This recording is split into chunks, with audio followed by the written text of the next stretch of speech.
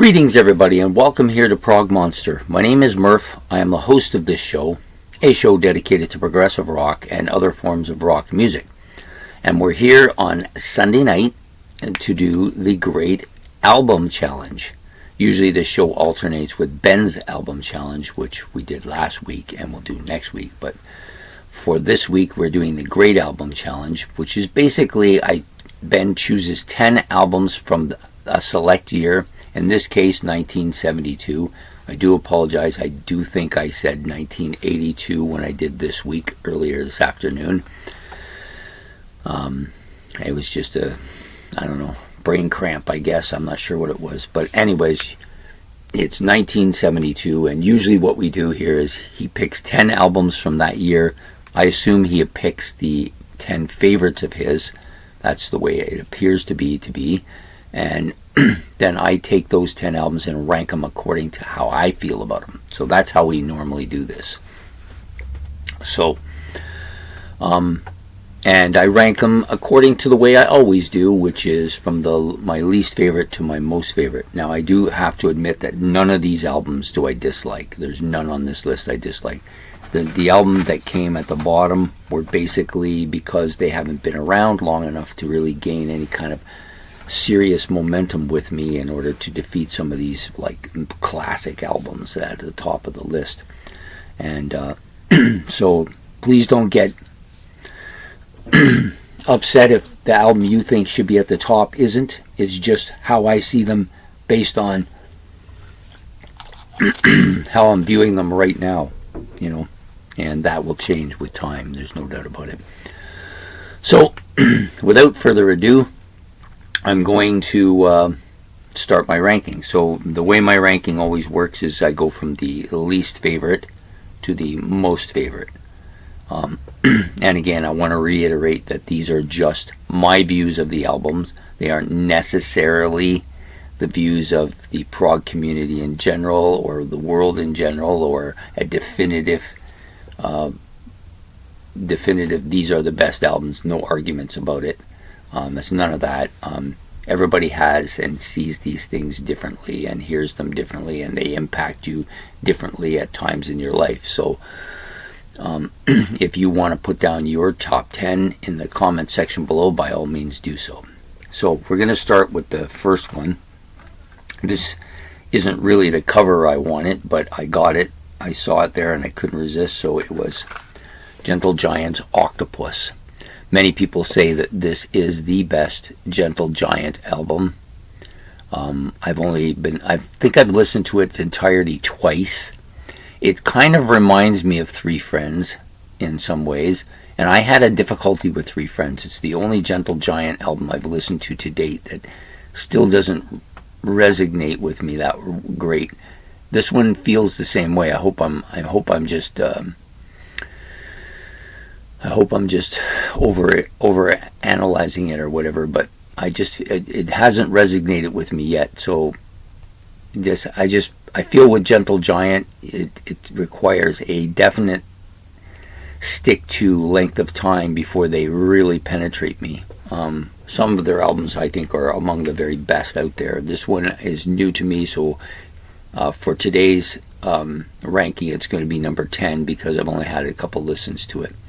I like the other cover better, the one with the red octopus, but I get it. I get why. I'm not even sure why they would have chose this cover over that one. That one's a Roger Dean cover, but they did. This is a great album with lots of potentially great songs on it. I've listened to it its entirety twice.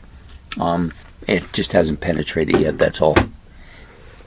So number 9 is an album that's just recently got on my playlist, and so I've only listened to it maybe 2 or 3 times, other than the initial time when I bought it, and maybe one other time after that. So I've had probably, I think I put this as a 5 listener. Yeah, I've listened to this about 5 times. Good album, but it hasn't really penetrated me too far, but more than the Octopus one. So we're talking about BOC's debut album. One of the black and white ones.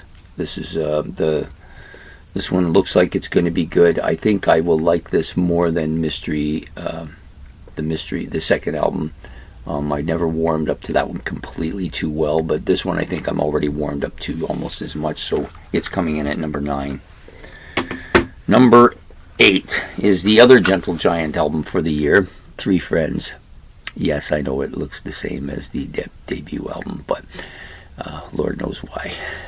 But I never quite warmed up to this, although I have to admit, once I started getting into their other albums, this one is coming along. It's taking its time coming along, but I'm liking it more than I did before. I think it's going to eventually end up being a great album for me, but it's just going to take some time for me to get rid of that negative influx that I had when I purchased this album back in the year 1980s. This is the only Gentle Giant album that I owned for a good 35 plus years. And so it's taken me a while to get into them. Anyways, I like the back cover too. It's just as good. So Gentle Giant's Three Friends comes at number 8. Number 7 jumps up a little bit. And I did like this album. I didn't like it as much as my initial foray into the group, but I still like it quite a bit. It does have some really good songs on it. Highway Star and Space Truck, and I love them both. Smoke on the Water maybe a little bit overplayed, but I think it's a pretty solid album. I don't know if I would say this is a great album, but it's definitely a solid album. I know that a lot of Deep Purple fans really like this album a lot. I am a Deep Purple fan to an extent. I wouldn't say that I'm a die-hard fan or even an upper echelon fan. I'm probably a medium fan, and I'm still fairly new to their discography, although I do have about 5 or 6 of their albums now. So I'm getting into them. And this one was on my playlist for a while. It did reasonably well, so Deep Purple comes here at number 7. Number 6 is an album I do not actually own. It's the only album on the list I don't own. I do like it a lot. I think I would like it a lot more if I owned it, but it's difficult to get, and that's Master's Apprentice's A Toast of Panama Red, the one with the bulldog head, or fire hydrant, or whatever you want to call it. Anyways, great album. This is a great band. I need to get their stuff. It's that important to get their stuff. They are one of the best bands that have been introduced to me from Australia. I think that they are right up there, and if I had their stuff, they probably would be a lot higher than they are. But for today, they're coming in at number 6, A Toast of Panama Red from Master's Apprentices. Okay, the number 5 album begins that upper echelon album area. This one is one side and 2 sides, one song, Thick as a Brick, Jethro Tull. Definitely a great album. So much intricacy on this album. So many different things. I applaud them for making the attempt here, even though it was, this cover was an attempt at a Monty Python thing, which was good. I like their Monty Python stuff. I know some people don't, but I do. This album is just so good, with so much good stuff on it. And many prog people think this is one of the best prog albums of all time. I'm not going to dispute it. I like it a lot. It's coming in at number 5, so it's pretty strong, especially when you consider the 4 albums that are ahead of it. So Thick as a Brick from Jethro Tull coming at number 5. Number 4.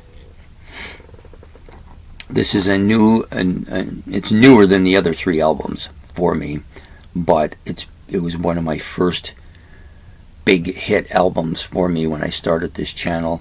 I love this album. I listen to it still. I think it's great. There's no bad tracks on it, even both US and original mix. Nectar's Tab in the Ocean. The album cover's great. The whole booklet is fantastic, coming with a second version of the album. So you have the original version plus the US version, plus you have a live version. So really well done. Great artwork both on the front and the back. The songs, all 4 of them, Tab in the Ocean, Desolation Valley and Waves, Crying in the Dark, and King of Twilight. All excellent songs. I love them all pretty much equally now, too. At one point, I think I liked A Tab in the Ocean the best, but now I think they're all pretty even. They all had their day in the sun, and this is a fantastic album. So number 4. Number 3, the top 3 are all 1,000 plus, I call them. That means I've listened to them 1,000 times or more, All 3 of them are among my favorite albums by the individual bands. All 3 of them, I think, are absolutely masterpieces. There's not much separating them. A hair. Maybe the top one might be a little bit more than a hair, but the next 2 for sure could have switched places. That's Volume 4 by Black Sabbath. Such a good album. So many good tracks on here. You got Wheels of Confusion and The Straightener, which start the album off great. You got Tomorrow's Dream, which is one of the classic Black Sabbath song. Changes, which is that kind of almost a ballad type song from Black Sabbath. It's kind of weird. FX is a little funny, but but Supernaut, super great song. Snowblind, Cornucopia, all great. Laguna Sunrise, I do like this a lot. This is a classical bit, one of the first by Tony Iommi. He did do one on Master of Reality too. It's really good stuff. St. Vitus Dance, I like this a lot. Under the Sun and Every Day Comes and Goes. The big thing about this album is that not only is it like that heavy metal hard rock song, it also has a lot of progressive elements to it. And most people don't think of Black Sabbath as a progressive band, but I do. When you think about my favorite bands, almost all of them are progressive bands, and Black Sabbath's in there, so they have that progressive elements to their music. And this one is one of those albums that really shine that way. Volume 4, Black Sabbath, number 3. Number 2, Beat It Out by a Hair. This is such a good album. It's kind of dirty, needs a wiping. Foxtrot, Genesis. Probably the best bookends of any Genesis album, with Supper's Ready at the bottom end and Watchers of the Sky at the top end. Just so good. Like Watchers of the Sky, I think, is one of the best Genesis songs ever. Supper's Ready is one of the great classic epic long side tracks of any progressive rock band in history. You got Horizons, that little classical bit, which I really like a lot. And then one of my favorite songs on this album is Can Utility and the Coastliners. Such a good track. And the album cover is great. This is one of, I think, 3 that this guy did. This one, Nursery Crime and Selling England by the Pound, I think he did all 3 of them. But, I might be wrong on the Selling England by the Pound, so if I am, somebody will correct me, I'm sure. Yeah, so such a great album. He actually did the Fox thing in concert with the dress on, so really neat. So this is number 2. Number 1, if you know me, is not going to be any surprise at all. I consider this to be the very best progressive rock album ever released. A lot of people don't like the cover. I like the cover. I think it leads to the inside cover very, very much. So we're talking about, first of all, Yes is Close to the Edge, number 1. If you look at the inside cover, you've got this. And if you notice along the bottom part, it's kind of misty. To me, it's almost indicative of the front of the album and the back of the album too, with that misty green part. You could have put this as the cover of the album, and I guess everybody would have been happier, but I actually like this. I think it's different. It's not... to me, it's a very mystical album, and that really encompasses a lot. So I'm not going to argue with people who don't like it. I think it's a fantastic album. And this features the